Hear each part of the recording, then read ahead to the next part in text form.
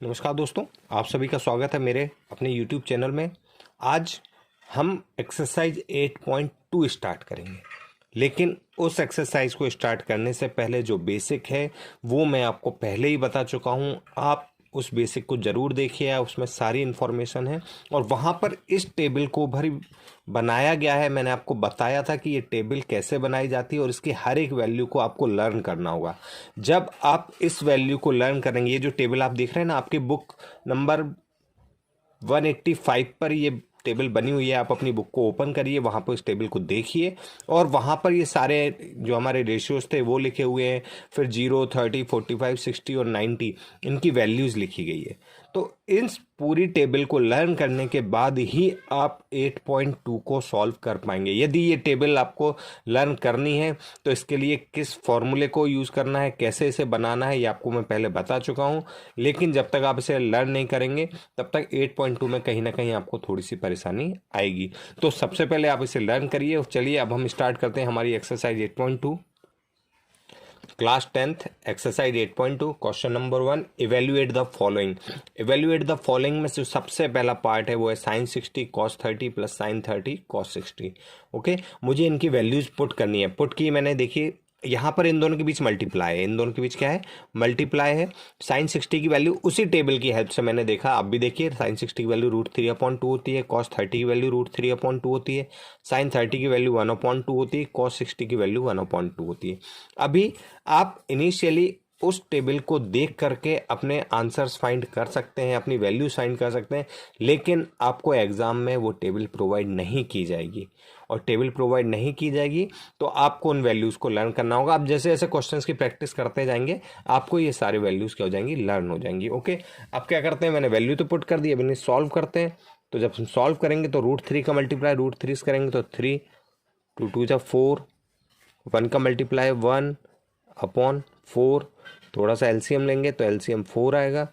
3 + 1, 3 + 1 it means 4/4।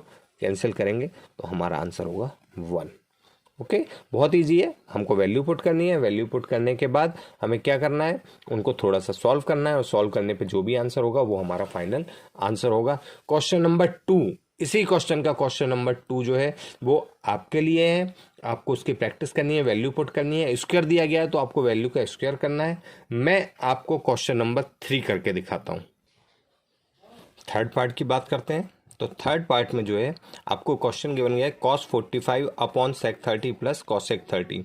इसके बाद हमने क्या किया, टेबल की हेल्प से इन वैल्यूज़ को नोट डाउन कर लिया कि इसकी वैल्यू क्या होंगी, ये वैल्यू इस टाइप से होंगी हमारी। ठीक है, अब हम देखते हैं कि हमें करना क्या है। करने के लिए हमको सबसे पहले 1/√2 एज इट इज़ लिखना होगा। यहाँ पर √3 क्या होगा, एलसीएम आएगा, और √3 एलसीएम आएगा तो ये वैल्यू होगी 2 + 2 √3। ओके, नेक्स्ट स्टेप की बात करते हैं हम। तो नेक्स्ट स्टेप में हमें इस √3 को हम ऊपर ले जाते हैं। देखिए √3 घूम करके पहुंच जाएगा ऊपर। उसके बाद यहाँ पर जो है ये √2 ये नीचे आ जाएगा, ये हो गया √2। उसके मल्टीप्लाई में +2 √3। ओके, ये स्टेप होने के बाद अब हमें क्या करना है, हमें नेक्स्ट स्टेप में √3 एज इट इज़ लिखना है। इस वैल्यू को इसका अंदर मल्टीप्लाई करते हैं हम। देखिए ये वैल्यू होगी 2√2 प्लस 2√6। तो ये वैल्यू आने के बाद अब देखिए, अब मैं आपको बताना चाहूँगा कि इसके बाद हमें जो है 9th क्लास में हमने रैशनलाइजेशन पढ़ा था। एक टर्म थी रैशनलाइजेशन, वो रैशनलाइजेशन कैसे करते थे उसके लिए मैं अलग से एक वीडियो बना दूंगा, या फिर 9th क्लास का वीडियो है उसमें आप देख सकते हैं। तो रैशनलाइजेशन करते हैं। रैशनलाइजेशन के लिए √3/2√2 इस टर्म को एज इट इज़ रखेंगे, प्लस 2√6 इसे भी एज इट इज़ रखेंगे।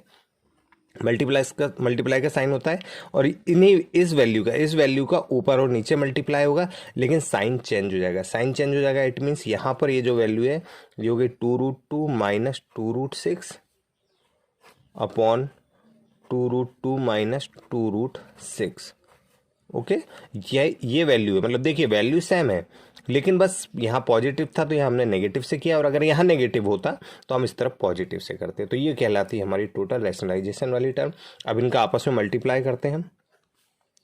देखिए ये हो गया 2√6 माइनस 2√18 अपॉन नीचे अगर देखें तो आइडेंटिटी अप्लाई हो रही है, ए प्लस बी ए माइनस बी क्या होता है, ए स्क्वायर माइनस बी स्क्वायर। ठीक है, तो ये टर्म हमारे पास है। अब इनके बाद हमें इन्हें सॉल्व करना है, तो इस टर्म को मैं एज इट इज रखता हूँ 2√6। यहाँ पर देखिए रूट 18 को मैं जब रूट से बाहर निकालूंगा तो ये बनेगा 3√2। ओके, 3√2 और 3 का मल्टीप्लाई इस 2 से होगा, तो ये हो जाएगी वैल्यू हमारे पास 6√2 अपॉन ये टर्म का स्क्वायर कर रहा हूँ, देखिए 2 का स्क्वायर 4 और √2 का स्क्वायर होता है 2, तो 4 2 जा 8 माइनस 2 का स्क्वायर 4 और 4 का मल्टीप्लाई 6 से, तो ये टर्म हो गई हमारे पास 24। ओके, तो यहाँ पर अब हम बातें हैं, तो ये देखिए 2 कॉमन आ सकता है, यहाँ से क्या आएगा √6 माइनस ये 2 कॉमन आ गया, तो यहाँ पे कितना बचा है 3√2 अपॉन माइनस 16, 2 1 जा 2, 2 8 जा 16, ये माइनस है, माइनस का मल्टीप्लाई यहाँ पर होगा, तो ये टर्म हो जाएगी 3√2 माइनस √6 अपॉन 8, ये हमारा फाइनल आंसर होगा। तो इस तरीके से फर्स्ट क्वेश्चन मैंने आपको करके बताया, सेकंड आपकी प्रैक्टिस के लिए था, थर्ड क्वेश्चन मैंने आपको करके बताया जिसमें रैशनलाइजेशन वाली टर्म थी, इसलिए क्वेश्चन मैंने उठाया था और आपको सॉल्व करके दिखाया। अब फोर्थ वाला क्वेश्चन आप खुद करेंगे और फिफ्थ वाला क्वेश्चन मैं आपको करके बताता हूँ। फिफ्थ क्वेश्चन को स्टार्ट करते हैं। फर्स्ट क्वेश्चन के फिफ्थ पार्ट को, फिफ्थ पार्ट के लिए क्वेश्चन जो हमारे पास गिवन है वो मैंने यहाँ पर नोट डाउन कर लिया है। उसके बाद टेबल से देख करके जो भी हमारे पास टेबल थी, जो टेबल मैंने आपको बताई थी, वहाँ से मैंने वैल्यूज रखी। देखिए 5 एज इट इज रखा, cos 60 की वैल्यू 1/2 होती है, तो 1/2 यहाँ पर स्क्वायर लगा हुआ है, तो इसलिए मैंने यहाँ पर स्क्वायर कर दिया है। आपके पास जो एक क्वेश्चन मैंने प्रैक्टिस के लिए दिया था, उस क्वेश्चन में भी क्वेश्चन नंबर 2 की बात करूँ मैं, तो उसमें भी स्क्वायर लगाया, तो वहाँ पर आपको क्या करना है, वैल्यू लगाना है और उसके ऊपर उसका होल स्क्वायर करना है। यहाँ पर भी सेम प्रोसेस को फॉलो करना है, यहाँ पर भी और इन दोनों टर्म्स के लिए भी। जब आप ये सभी वैल्यूज़ यहाँ पे अप्लाई कर देते हैं, फिर उसके बाद हमें क्या करना है, कैलकुलेशन स्टार्ट करना है। तो देखिए 5/4, ठीक है, प्लस 16/3। 16 क्यों हुआ, 2 का स्क्वायर 4 और 4 का मल्टीप्लाई 4 से करेंगे तो आएगा 16/3 माइनस 1, उसके अपॉन में 1/4 प्लस 3/4, ये वैल्यू यहाँ से सॉल्व हुई। अब उसके बाद हमें क्या करना होगा, एलसीएम लेना होगा। जब हम एलसीएम लेते हैं तो यहाँ पर एलसीएम आएगा 12, 4 और 3 का एलसीएम होता है 12, तो ये एलसीएम यहाँ पर 12 आया है। अब एलसीएम को सॉल्व करेंगे, 15 plus 64 minus 12 upon 1 plus 3, LCM है 4, इसका एलसीएम 4 होगा। इन वैल्यू को जब हम सॉल्व करते हैं तो सॉल्व करने के बाद जब हमारे पास फाइनल आंसर आता है तो वो आता है 67/12। कैसे, क्योंकि देखिए यहाँ पर इन दोनों वैल्यू को आप पहले प्लस करेंगे, फिर जो भी आंसर आएगा उसमें से -12 करेंगे। ठीक है, ये वैल्यू तो 1 हो गई, 4 1 प्लस 3 4, 4/4 1 हो गया। तो यहाँ पर ये जो वैल्यू है, मतलब ओवरऑल इस वैल्यू को जब आप सॉल्व करते हैं तो आपके पास जो वैल्यू बचती है वो है 67/12। ये ही हमारा फाइनल आंसर होगा।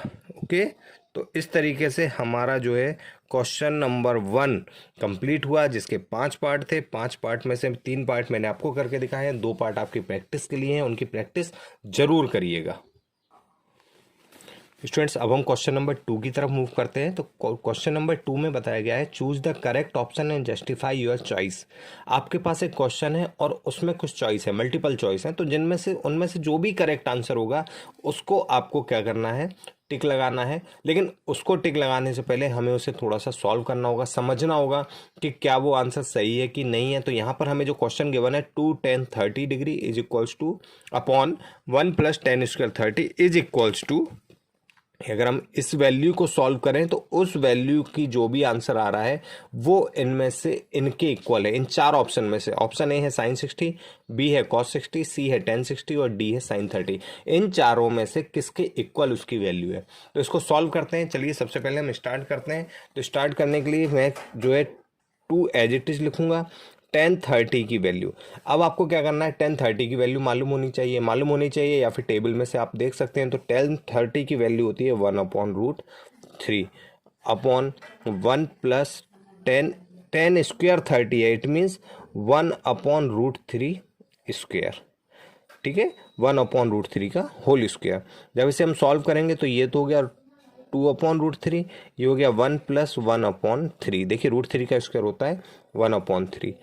2/√3, यहाँ पर हम इसे एलसीएम लेते हैं तो 3 + 1/3, 2/√3/4/3, 2/√3 मल्टीप्लाई में एटम 3/4, या फिर हम ऐसे भी लिख सकते हैं 2/√3 इंटू √3 3 को मैं इस तरीके से लिख सकता हूँ, √3 से √3 कैंसिल हो गया, 2 × 2 2 2 × 4। तो हमारे पास जो फाइनल आंसर आया है वो है √3/2।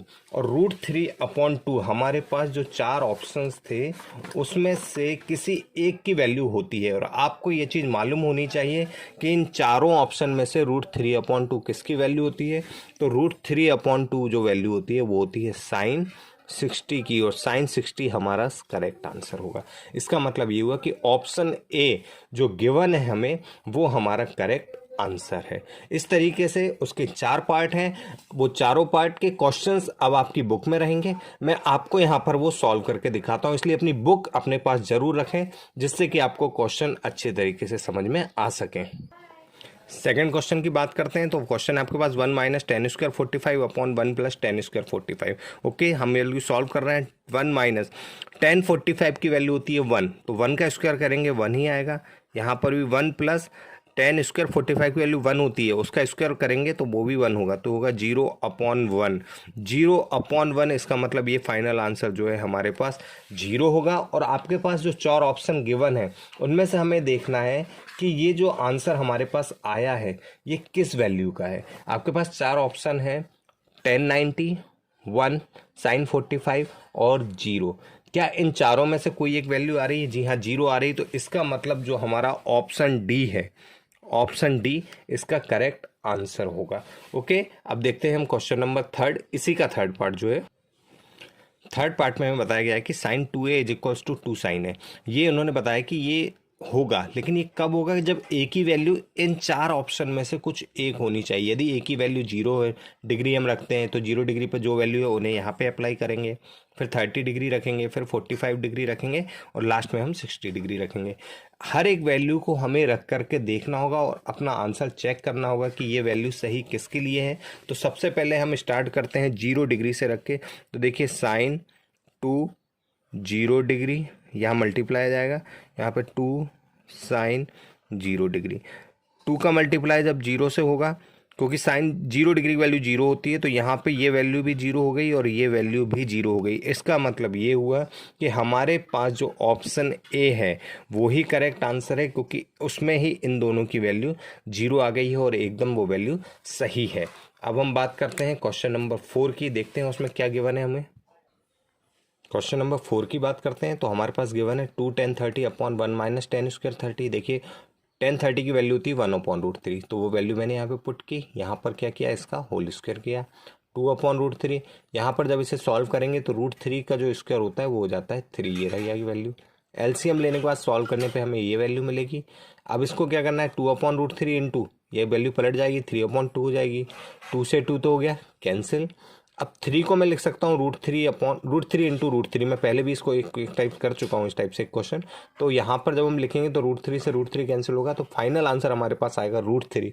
और यह जो √3 होता है वो 1060 की वैल्यू होती है। मतलब हमारे पास जो 4 ऑप्शन है उसमें 1060 जो भी ऑप्शन है, जो कि है आंसर सी, ऑप्शन सी जो है हमारे पास वो 1060 है। 1060 जो होगा वो इसका करेक्ट आंसर होगा। तो इस तरीके से हमको क्वेश्चन को सॉल्व भी करना होगा और वैल्यू समझनी होगी कि क्या वो सही है कि नहीं है। ओके, अब मैं एक्सरसाइज 8.2 के क्वेश्चन नंबर 4 की बात कर रहा हूँ। देखिए आपके पास बुक में भी क्वेश्चन गिवन होगा, if 10a + b = √3 and 10a - b = 1/√3। मैंने उन दोनों वैल्यूज़ को यहाँ पर लिख लिया है। ये वैल्यू भी गिवन है और ये वैल्यू भी गिवन है मेरे पास। हमें फाइंड करना है ए एंड बी, ए और बी की वैल्यू हमें फाइंड करनी है। तो चलिए हम क्वेश्चन को स्टार्ट करते हैं। क्वेश्चन को स्टार्ट करने से पहले हमें ये मालूम होना चाहिए कि जो √3 वैल्यू होती है वो किस चीज़ की होती है, वो होती है 1060 की, और 10a - b में जो वैल्यू गिवन है 1/√3 वो होती है 10/30 की। तो इस तरीके से हमारे पास दो इक्वेशन बनती हैं, a plus B is equals to 60 और a minus B is equals to 30। 10 से 10 कैंसिल हो जाएंगे, तो a plus B is equals to 60 बचेगा, यहाँ पे a minus B is equals to 30 बचेगा। ये हो गई इक्वेशन नंबर 1 और ये हो गई इक्वेशन नंबर 2। अगर मैं इन दोनों इक्वेशंस को ऐड कर देता हूँ तो देखिए b से b कैंसिल होता है, यहाँ पे बचा 2a इज इक्वल्स टू 90, तो a इज इक्वल्स टू हो जाएगा 90/2 या फिर a is equals to 45 degree. मतलब a की वैल्यू मुझे 45 डिग्री मिल गई। इस a की वैल्यू को उठाकर मैं कहीं भी रख दूं, a में रख दूं या इक्वेशन 1 में रख दूं या सेकंड में, कोई फर्क नहीं पड़ता है। तो चलिए मैं देखता हूँ, पुट इन इक्वेशन 1 में रख रहा हूँ, है ना। तो 45 degree plus b is equals to 60 degree, b is equals to 60 minus 45, तो b की वैल्यू हो गई 15 डिग्री। तो इस तरीके से मैं a और b की वैल्यू फाइंड कर सकता हूं, जो कि क्वेश्चन में गिवन थी, और मैंने उन सभी वैल्यूज को पुट करके अपना आंसर फाइंड कर लिया है। अभी ये जो क्वेश्चन मैंने आपको बताया था, क्वेश्चन नंबर 3 था बेटा, क्वेश्चन नंबर 3। अब मैं बात कर रहा हूँ क्वेश्चन नंबर 4 की, जिसमें कि आपको ट्रू और फॉल्स बताने हैं, जैसे कि हमने लास्ट एक्सरसाइज में देखा था, तो वैसे ही ट्रू फॉल्स हमको यहाँ पर बताने हैं। चलिए स्टार्ट करते हैं। सबसे पहला है sine a plus B is equals to sine A plus sine B. जी नहीं, ये फॉल्स है। स्टेटमेंट क्या होगा, पूरी तरीके से फॉल्स होगा। फिर इस वैल्यू है जो नेक्स्ट है, वह the value of sine theta increases as theta increases. क्या साइन में वैल्यू इंक्रीज हो रही है? अगर हम साइन की जो अपनी लाइन देखें, जो टेबल है, वहां पर वैल्यू कंटिन्यूसली इंक्रीज हो रही है। जी हाँ, बिल्कुल इंक्रीज हो रही है, तो ये वैल्यू क्या है, ट्रू है। फिर उन्होंने बताया कि the value of cos theta increases as theta increases. क्या कॉस वाली लाइन में हम देखें क्या वैल्यू इंक्रीज हो रही है? जी नहीं, वहां पे जब हम जैसे जैसे आगे बढ़ते जाएंगे 0, 30, 45, तो वैल्यू धीरे धीरे डिक्रीज होते जा रही है। इसका मतलब ये स्टेटमेंट कैसा है, फॉल्स है। फिर हम बात करें sine theta is equals to cos theta for all value of theta. जी नहीं, ये स्टेटमेंट भी गलत है। दोनों के लिए वैल्यू अलग अलग है। जीरो की वैल्यू साइन में कुछ और है, कॉस में कुछ और है, तो दोनों की दोनों वैल्यू अलग होंगी। इसका मतलब ये स्टेटमेंट भी फॉल्स है। और लास्ट स्टेटमेंट है cot A is not defined for A is equals to 0 degree. बिल्कुल ट्रू है, क्योंकि कॉट में 0 डिग्री पे नॉट डिफाइन ही आ रहा है, इन्फिनिटी आ रहा है। इसका मतलब ये स्टेटमेंट एकदम सही है, ये वैल्यू हमारी ट्रू है। तो इस तरीके से हमारी 8.2 एक्सरसाइज क्या हुई, यहाँ पर कंप्लीट हुई। आई होप कि आपको ये एक्सरसाइज पूरी तरीके से समझ में आ गई होगी। आपको इस वीडियो को बार बार देखना है यदि आपको कोई भी डाउट रहता है, और आपको इस क्वेश्चंस को प्रैक्टिस जरूर करनी है, तभी आप इस एक्सरसाइज को अच्छी तरीके से समझ में पाएंगे और समझ सकेंगे कि इन क्वेश्चंस को किस तरीके से हमें सॉल्व करना है। अगर आप वीडियो पसंद आया हो तो इसे लाइक ज़रूर करने। देखने के लिए बहुत बहुत धन्यवाद। Thank you.